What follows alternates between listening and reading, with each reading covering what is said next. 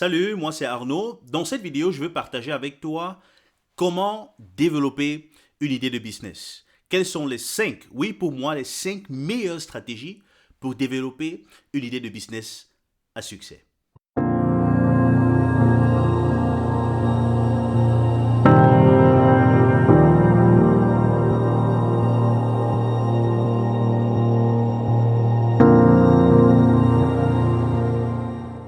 Tu es sur la chaîne Wine Investor. Ici, je te parle d'investissement et d'entrepreneuriat afin de te booster à sortir de ta zone de confort pour te garantir une indépendance financière. Si cette thématique t'intéresse, je t'invite à liker et surtout de partager massivement cette vidéo. Cette vidéo a la capacité de sauver la vie d'un bon nombre d'entrepreneurs. Surtout, tu vas t'abonner et activer la cloche de notification pour être à la première de toutes nos vidéos. Comment développer une idée de business? Avant d'y arriver, qu'est-ce qu'une idée de business? Selon toi, qu'est-ce qu'une idée de business? Est-ce qu'une idée de business, c'est j'ai envie de mettre sur le marché ma propre marque de sac à main? J'ai envie de créer une nouvelle marque de chaussures? Non. Une idée de business est une idée qui a pour objectif, qui a pour but de couvrir un vide sur le marché. Le vide, c'est la résultante du fait qu'il y ait un produit ou alors un service qui est sur le marché beaucoup plus demandé que le marché n'en puisse offrir. Et une stratégie donc de développement d'idées de business consiste tout simplement à développer des capacités à dénicher, n'est-ce pas, ces vides-là, à identifier ces vides sur le marché. Dans cette vidéo, donc, je vais partager avec toi 5 stratégies qui te permettent d'identifier ces vides. Reste jusqu'à la fin parce qu'à la fin de cette vidéo, je te propose encore 2 bonus. Et on va commencer tout de suite. La première stratégie, bien évidemment, c'est de repérer les problèmes. Alors, repérer les problèmes consiste tout simplement à analyser des personnes, un groupe de personnes, leur vie privée, que ce soit à la maison, que ce soit lorsqu'ils ont du temps libre, leur vie professionnelle, et de voir en fait l'impact que l'environnement dans lesquels ils sont, que ce soit en vie privée ou alors dans le milieu professionnel, ou alors des appareils qu'ils utilisent dans ces deux milieux-là, ont sur leur vie. Et de comprendre quels sont les problèmes auxquels ils ou elles font face avec ces machines, avec ces objets, avec cet environnement, avec ces gadgets qu'ils ont. Je prends un exemple ici. Les femmes. Alors, je tiens à préciser que pour cette stratégie, il faut bien évidemment définir un groupe de personnes, une cible. Et les femmes ici, ça peut être une cible. Si on va entrer peut-être même plus en détail, on peut dire qu'on veut regarder les femmes dans la tranche d'âge de 18 à, disons, 45 ans. Et on voit que cette femme, de nos jours, toutes les femmes utilisent des perruques, des greffes. C'est devenu un atout aujourd'hui. Et on se rend compte que une femme, généralement, quand elle va se lever ou alors quand elle doit s'apprêter pour faire une sortie, il faut qu'elle apprête la greffe, il faut qu'elle sorte d'abord la greffe peut-être d'un endroit où elle a caché, au fin fond d'un placard, qu'elle l'arrange, qu'elle dresse, et ainsi de suite. Et même parfois, quand on a des greffes qui sont, ou bien des perruques de très très bonne qualité, qui peuvent durer des dizaines d'années, il faut les laver, les nettoyer couramment parce que parfois on peut porter une perruque, on se retrouve en boîte, on se retrouve dans une cuisine et cette perruque-là peut absorber des odeurs. Et même si on ne va pas dans ces endroits, une perruque qui est par exemple bloquée dans un placard peut emmagasiner l'humidité au fil du temps. Donc il faut entretenir bien évidemment cette greffe, il faut la nettoyer, il faut la laver. Donc on se rend compte que là il y a un bon nombre de difficultés. Quand une femme par exemple doit sortir pour aller au restaurant, il faut qu'avant même d'aller se laver, qu'elle passe d'abord, n'est-ce pas, un dressage de sa perruque, qu'elle se maquille bien évidemment et qu'elle fixe sur la tête. Donc, une idée de business ici, ayant identifié par exemple tous ces problèmes, peut consister à mettre sur le marché une machine qui a pour objectif de laver, de nettoyer les greffes. C'est-à-dire que ça peut être une très petite machine de lavage dans laquelle on place la greffe avec une solution d'eau et puis cette machine va injecter dans l'eau un produit qui va permettre en fait de sortir tous les odeurs que la greffe peut avoir emmagasinées au fil du temps. Donc, je tiens à préciser qu'une machine pour laver, par exemple, les greffes, ce n'est pas une machine qui va laver vraiment mécaniquement. Il s'agit tout simplement de sortir, en fait, comme je disais, les odeurs, et ainsi de suite. Et après avoir bien évidemment, fait ce lavage, c'est-à-dire que dans la solution, d'eau est mélangée avec quelques produits, la machine va bien évidemment augmenter la température au fil du temps, pendant une dizaine, quinzaine de minutes, elle a baissé. Et après, sortir de l'eau et passer tout simplement à voilà, une étape de séchage automatique. Tout se passe en disons 30-45 minutes.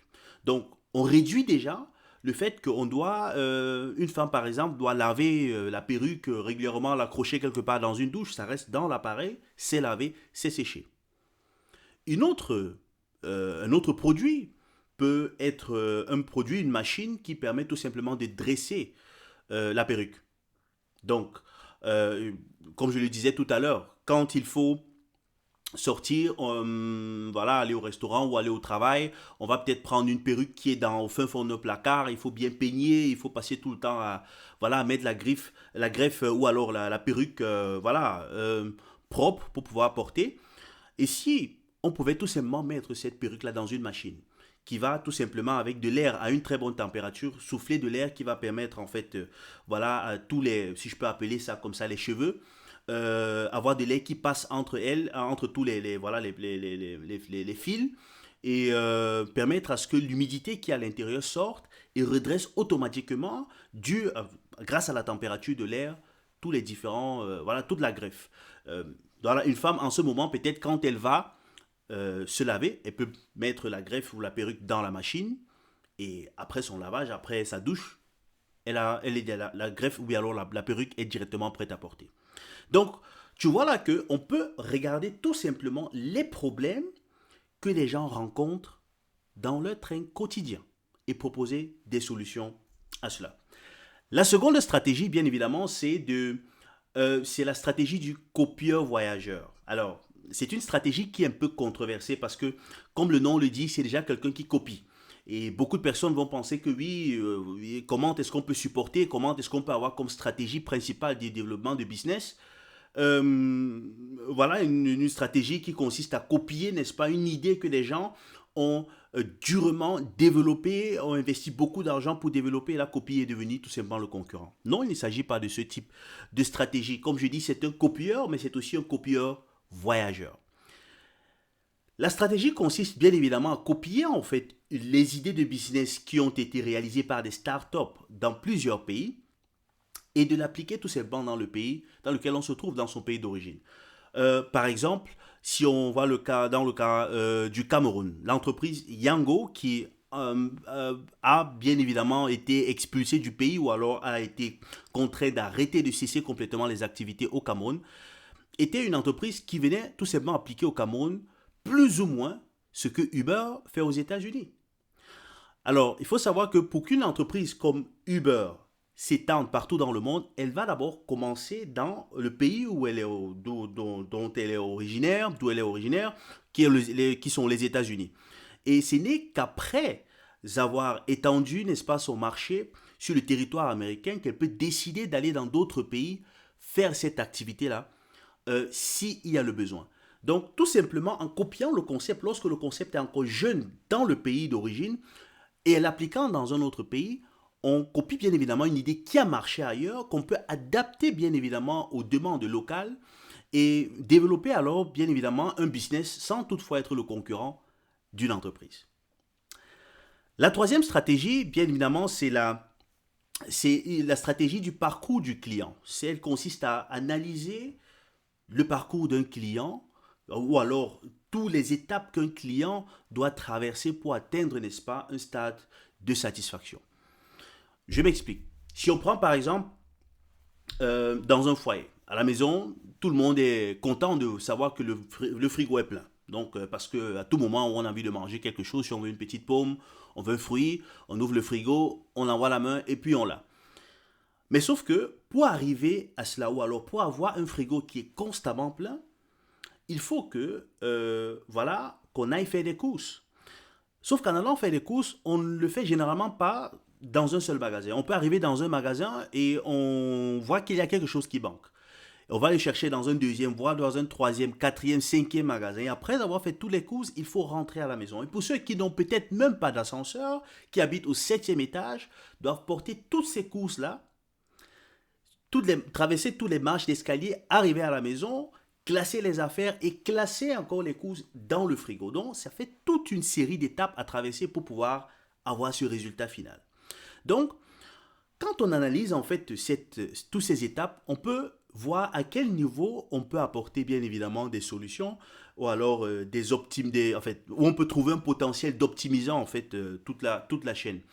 Et je sais quand je parle comme ça, il y a beaucoup de personnes qui vont dire ah oui, mais bien évidemment en Allemagne, il y a par exemple une entreprise comme HelloFresh qui est même dans beaucoup d'autres pays qui livre n'est-ce pas, des fruits à la maison, des légumes à la maison, en fait, tout ce dont on a besoin pour préparer, même des trucs comme des spaghettis, le riz, tout nécessaire pour pouvoir faire de la bonne cuisine. Donc le client n'a pas besoin de se déplacer, il n'a pas besoin d'aller dans 5 magasins pour pouvoir faire ses courses, il n'a pas besoin d'être porté à la main pour arriver jusqu'au 7e étage sans ascenseur. Mais ça ne suffit pas là. Est-ce qu'il n'y a pas une possibilité d'aller jusqu'au bout de la chaîne? On peut donc, à ce niveau, en créant tout simplement, en analysant tout simplement cette chaîne, développer une idée de business qui va au-delà de ce que HelloFresh fait. On peut développer dans un business qui consiste à aller même entrer dans l'appartement du client et classer ses fruits, classer voilà, ses courses à la maison sans que le client ne soit là. C'est-à-dire qu'on peut développer une application où, par exemple, le client te dit, en fait, on a dessiné son appartement là en 3D, il te dit exactement où est-ce que tu dois placer sa palette d'eau quand tu entres, il te dit exactement où est-ce que tu dois placer sa palette d'œufs, et il te laisse ranger tout ce qui va au frigo comme tu as l'habitude de le faire et comme il a souhaité au préalable. Voilà une bonne idée de business. Tout simplement parce qu'on a analysé la chaîne, n'est-ce pas, des étapes du parcours en fait du client pour atteindre, n'est-ce pas, voilà, le point où il est satisfait. Et on a proposé des solutions d'optimisation. La quatrième stratégie, c'est l'étude de marché. Alors, quand je parle d'étude de marché, je sais qu'on pense qu'il s'agit là d'avoir un produit qu'on a au préalable ciblé et qu'on va aller sur la place du marché chercher à savoir ce que ce produit-là qu'on veut mettre sur le marché coûte pour avoir une idée du prix. C'est pas de ça qu'il s'agit. Ça fait aussi partie de l'étude du marché, mais il y a dans cette stratégie, on regarde en fait le marché sur un plan plus global. C'est-à-dire qu'on va regarder quels sont tous les produits qui sont demandés sur le marché et savoir si les demandes sont couvertes, s'il y a assez d'offres pour couvrir voilà, les demandes sur le marché. C'est quelque chose qui, dans le passé, était assez complexe. Mais aujourd'hui, avec voilà, l'évolution de l'Internet, c'est très facile. Avec des moteurs de recherche comme Google, comme Amazon, on peut facilement savoir quels sont les produits qui sont demandés sur le marché et quels sont les produits qu'on n'arrive pas à couvrir. Et je prends un exemple. Avec Internet, c'est même plus facile d'aller encore aujourd'hui en détail. Si on se rend compte que les cravates, par exemple, sont largement demandées sur le marché. On achète les cravates, par exemple, tous les jours, mais on fait une analyse en profondeur et on se rend compte qu'il y a beaucoup de cravates qui sont sur le marché. Les cravates noires, les cravates rouges, les cravates oranges. Mais on se rend compte que les cravates jaunes et les cravates marron, elles sont aussi demandées, mais il n'y a pas assez d'offres. Donc, on peut donc créer un business qui va tout simplement avoir pour objectif de couvrir en fait ce gap-là sur les cravates jaunes et les cravates marron. On peut bien évidemment avoir les cravates d'autres couleurs pour voilà, être un peu pour toucher en fait toutes les couches, mais le noyau en fait du business consistera à mettre sur le marché les cravates jaunes et marron parce qu'on a étudié le marché. Et la cinquième stratégie, bien évidemment, c'est la stratégie d'étude du positionnement des potentiels concurrents. Mais pour cette stratégie, il faut bien évidemment avoir au préalable défini un produit phare, un produit cible. Si je décide par exemple de mettre sur le marché du lait, alors je regarde tout simplement quels sont voilà, les différents concurrents que j'ai sur le marché et comment est-ce qu'ils ont positionné leur produit sur le marché. Et sur ça, à ce niveau, on a deux axes. On va regarder sur l'axe horizontal, par exemple, le prix. Et sur l'axe vertical, la qualité. Et si, en analysant en fait le positionnement des concurrents, on se rend compte que en général, il y a deux qualités. Voilà, il y a deux catégories. Il y a des concurrents qui ont, par exemple, une brique de lait qui est, voilà, qui contient du lait de très bonne qualité et l'emballage est aussi de bonne qualité et on a un prix moyen. Et l'autre catégorie, ce sont voilà, des briques de lait qui sont positionnées en fait sur le bas de gamme. Donc on a un lait qui n'est pas forcément de très bonne qualité, mais qui respecte tous les normes en fait légales en matière de fabrication de lait et qui est contenu dans un emballage voilà, basique.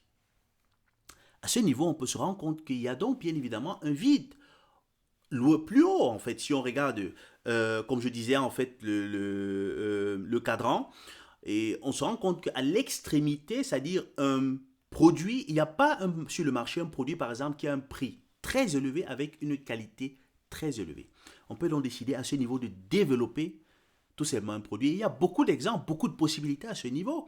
On peut développer, par exemple, voilà, un produit qui va être un lait de bonne qualité, qui aura un emballage de super qualité, mais alors là, qui sera l'emballage en fait, l'emballage qui fera du produit le produit phare et qui pourra justifier le prix très élevé de la brique de lait. Ça peut être un emballage plus ou moins digital, un emballage qui permet en fait d'afficher de manière automatique la température du lait contenue dans l'emballage, qui permet d'afficher en fait le pH du lait dans l'emballage. Vous savez que plus on a de bactéries dans un médium, plus le pH tend vers le bas. Donc, si j'ai un pH qui tend vers 1, 2, je sais que il y a beaucoup de bactéries dans le lait. Donc, ça serait pour des clients qui sont assez exigeants au moment d'ouvrir leur frigo, de se rendre compte que voilà, la boîte du lait affiche un pH de 2 ou bien de 2,5. Le lait, il est en train de perdre en valeur, il est en train de se gâter, donc il faut que je le boive le plus rapidement. Ça peut être un service spécial. Pourquoi? Parce qu'on a constaté que, bien évidemment, il y a ce vide-là sur le marché au niveau c'est-à-dire de la qualité au top niveau. Et on sait très bien qu'il y a toujours quelques personnes qui aiment être au top du top. Voilà donc les 5 stratégies qui vont te permettre de facilement développer une idée de business qui va absolument réussir. Mais je ne m'arrête pas ici, je vais te donner 2 bonus. Le premier bonus va toujours dans le sens de développer une idée de business. Moi, je l'appelle la stratégie de la métastase, c'est-à-dire que de la formation en fait de niveau méta supérieur au niveau qui existe déjà. Ça a l'air un peu compliqué, mais je vais t'expliquer avec un exemple concret. Quand on regarde par exemple le développement, ou disons, quand dans un secteur se développe l'hôtellerie par exemple, disons dans une zone bien délimitée, on va voir qu'il y a un hôtel qui va arriver, qui va être construit, qui aura sa politique de prix. Mais après, il y aura un deuxième hôtel qui va arriver, qui va voilà, avoir une politique de prix qui sera basée sur la politique en fait de prix du premier hôtel. Ou du moins, pas basée sur celle-là, mais qui va analyser la politique du prix du premier hôtel pour faire ses prix. Et ça va ainsi de suite. Le troisième hôtel regardera la politique du prix du premier et du deuxième hôtel, et ainsi de suite. Donc à ce niveau, on peut tout simplement décider de créer une plateforme qui va, n'est-ce pas, comparer les prix des différents hôtels dans cette région ou alors dans le monde entier. Mais sauf que ça ne finit pas là. Une fois qu'on commence à avoir plusieurs business qui se sont développés dans le secteur de la comparaison des prix d'hôtels, on peut aller à l'étape supérieure, l'étape méta, qui consiste à créer une plateforme qui compare en fait la fiabilité des sites de comparaison des prix d'hôtels. Par exemple, on peut dire qu'on crée une plateforme qui va voilà, donner, n'est-ce pas, un certain quota en fonction de la qualité du service, des services de comparaison des prix de toutes les entreprises qui sont sur la chaîne plus bas. Par exemple, si on se rend compte qu'il y a un site internet qui ne donne pas, c'est-à-dire que lorsque l'hôtel a changé son prix, c'est-à-dire si une chambre quitte de 100 euros à 90 euros, à 80 euros, il y a un site qui va déclarer ce changement-là sur son site peut-être après 1h30. L'autre site, peut-être, c'est après 30 minutes. L'autre site, c'est après 5 minutes. Donc, on compare donc les différents sites de comparaison des prix, et ainsi de suite. Donc, et si à ce niveau, il y a encore plusieurs voilà, donc, compétiteurs ou alors concurrents qui se forment, on crée donc encore, en fait, le prochain niveau méta qui va comparer les entreprises ou alors les business sur la chaîne inférieure. C'est ce qui a été fait bien évidemment quand on voit aujourd'hui des entreprises comme Booking.com, comme on voit aujourd'hui des entreprises comme Check24, comme on voit des entreprises comme Idealo. Et aujourd'hui, vous savez très bien que sur Idealo, vous pouvez acheter par exemple des vêtements. Parce que Idealo, qu'est-ce que Idealo fait? Idealo pour un produit bien déterminé que tu cherches, te dit quelles sont les entreprises qui te proposent ce produit et à quel prix, et te classifie bien évidemment ces entreprises-là en fonction du prix, et te permet, n'est-ce pas, de choisir l'entreprise qui te fournit le produit au prix le plus bas. Et tu peux déjà, même à travers Idealo, acheter ces produits-là. La chaîne peut aller de plus en plus haut. Puisqu'on a Idealo, puisqu'on a Check24, on peut avoir au niveau supérieur des entreprises qui permettent encore de comparer ces deux autres entreprises. Le second bonus que je vais te donner, alors, il va plutôt dans le sens de mettre en place un concept de marketing pour ton idée de business. C'est-à-dire qu'une fois que tu as, grâce aux stratégies que je viens de te donner, identifié une idée de business, et que tu es fixé sur cette idée de business, avant de lancer le produit ou le business ou le service sur le marché, il faut avoir bien évidemment établi une stratégie de marketing.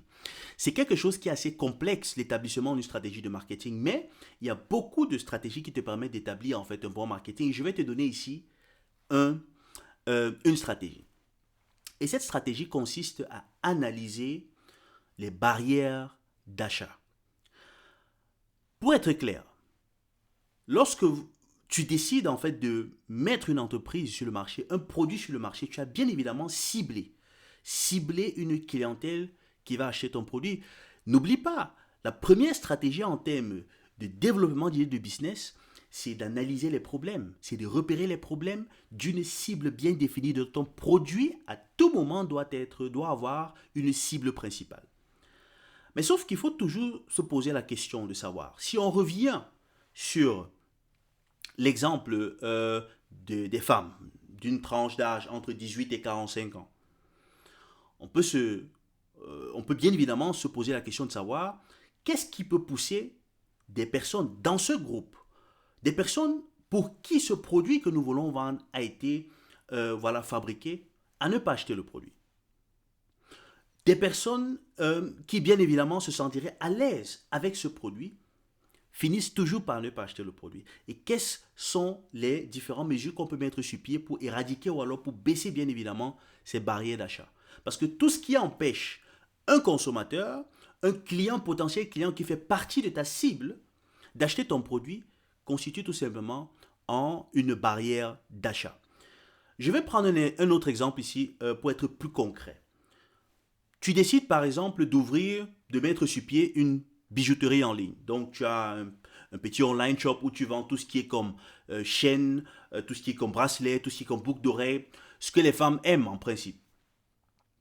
Et tu peux bien évidemment avoir, malgré le fait que les gens sont confiants, ta marque se présente bien, et tout le monde aime tes produits, les femmes se sentent identifiées avec ton produit, mais il y a des personnes qui peuvent ne pas vouloir acheter des produits chez toi. Par exemple, un homme qui veut acheter un bijou à sa femme, puisque ton idée de business n'est qu'une idée qui est du moins qui est basée sur une idée, bien ton business est basé sur un concept de online shop. Donc pour un mari qui veut acheter, peut-être pour la Saint-Valentin, un bijou à sa femme, ne souhaiterait pas l'acheter chez toi parce qu'il a peur que au moment où le paquet est livré à la maison, que ce soit bien évidemment madame qui reçoive le paquet. Donc, je pense que ce serait vraiment un gâchis par exemple, de commander, par exemple, si ton concept s'appelle Bijoux Arnaud, par exemple. Donc, monsieur commande un bracelet chez Bijoux Arnaud pour la Saint-Valentin et ça arrive 2 jours avant la Saint-Valentin, le paquet arrive à la maison, c'est madame qui reçoit le paquet avec le nom de monsieur dessus, mais sauf que dessus, comme expéditeur, c'est Bijoux Arnaud. Donc ça foire en fait tout ça et chaque homme aimerait éviter cela. Donc on a déjà une barrière d'achat qui vient du fait que le nom qui peut être sur le carton peut constituer en fait un désavantage. Donc, le client potentiel, dans le cas, le mari peut décider d'aller plutôt vers une bijouterie en présentiel où il peut lui-même acheter son bijou et donner et garder en fait voilà à la maison quelque part et l'offrir à madame le moment voulu. Donc à ce moment tu décides donc tu peux donc décider de mettre sur pied des stratégies qui vont éradiquer cette barrière. Et dans le cas précis, il peut avoir la possibilité sur ton site internet, par exemple, que l'acheteur écrive le nom, un nom qu'il aimerait avoir sur le paquet qui arrive comme expéditeur. C'est-à-dire qu'au moment où le paquet est livré, au lieu que Bijou Arnaud soit écrit sur le paquet comme expéditeur, que ce soit par exemple un certain Alain. Voilà, il dit que je veux que ce soit mon ami qui soit comme expéditeur. Bien évidemment, tu vas devoir développer des stratégies avec la poste et ainsi de suite pour pouvoir divulguer cela. Mais il faudrait qu'au moment où le paquet arrive, quand il n'est pas à la maison et que ce soit madame qui reçoive ce paquet, que madame voit bien que le paquet c'est pour monsieur mon mari, mais le paquet vient d'un certain Alain. Donc, ce sont là des stratégies qui te permettent de te rassurer que toutes les personnes que tu as dans ta cible de clients potentiels achètent ton produit. J'espère que tu as aimé cette vidéo. Si c'est le cas, like-la, commente-la. Si bien évidemment il y a une ou deux stratégies que tu penses qui peuvent aussi être importantes pour développer une idée de business, n'oublie pas de l'écrire aussi dans les commentaires. Je te donne rendez-vous à ma prochaine vidéo. C'était Arnaud de Wine Investor.